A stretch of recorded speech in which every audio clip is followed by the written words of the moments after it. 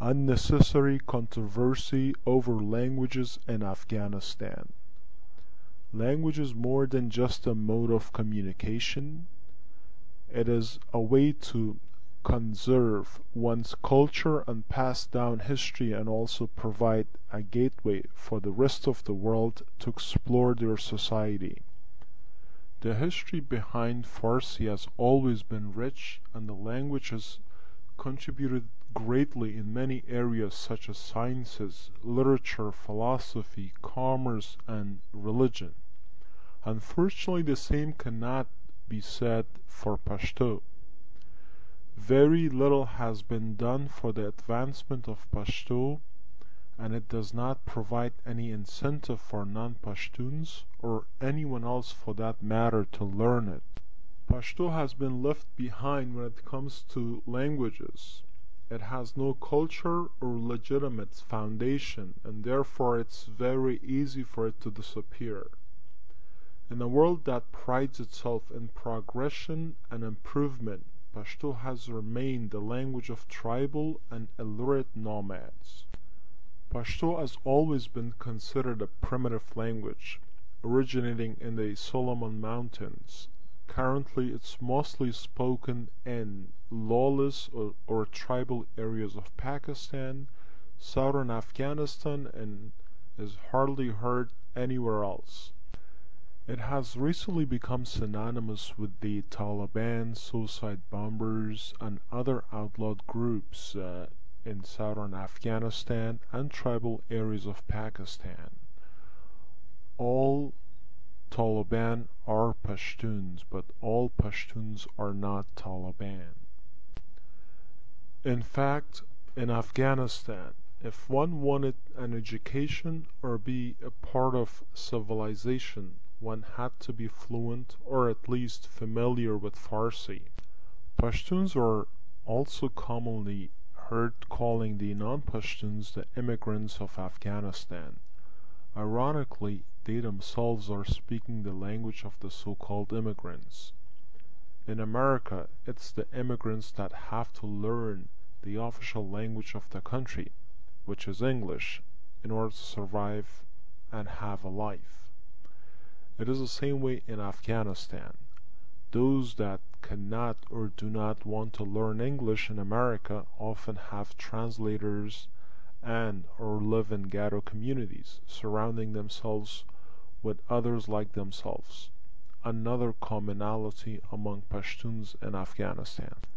Farsi is the dominant language in the government's offices, at official meetings, in the courts, in publications, on the radios, on television programs, and especially in the areas of education. Pashto speakers often complain that their language has always been discriminated against. If only they were aware that it is their own people who have been discriminating against the language and have even gone so far as to damage it as well.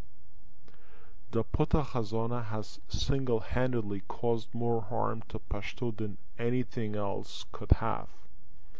The fraudulent anthropology has been tried to be passed off as an authentic work of literature. Its inventor, Abdullah Bibi, claimed that it contains Pashto literature dating as far back as the 7th century. If Pashto had existed that far back, it would not be in the position that it is today. The language is very limited in words and descriptions. As a Chinese philosopher once said, "The limits of my language means the limits of my world." This is true in the case of Pashto. Pashto has not contributed anything worthwhile to Afghanistan, let alone the world. However, the Pashtuns force the language onto the public when their own people do not speak it. Pride keeps them from admitting that Pashto has no relevance or importance to the country except to the primitive tribes in the south and the Taliban. So great is their resentment and jealousy that they are putting pressure on officials to include it in the government offices, and educational areas such as schools and universities. One will notice that Pashtuns across the border in Pakistan have dropped their Pashto and their nomadic lifestyle adopted one of the major Pakistani cultures and languages. This is another example of how their own people are damaging their own language. Something must be wrong with the language if its own people won't work towards the advancement of it. Though it's still primarily communicated orally, some Pashto literature has been written down and preserved, although very little of it.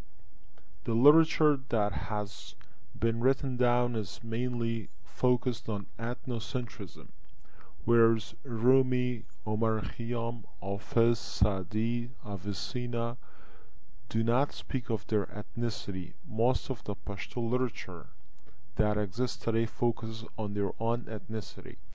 Take Khushal Khan Khattak for example. He's an icon of Pashto, or he's considered the greatest writer or poet in Pashto language by his Pashtuns. I mean, this guy is also totally unknown to everyone else. Khattak always writes for or about Pashtuns. Khattak has used his poetry to curse his own people and at the same time instill a sense of false pride that has not benefited them. No one else in the world will be able to relate to Pashto literature since it highlights only the small world of Pashtuns.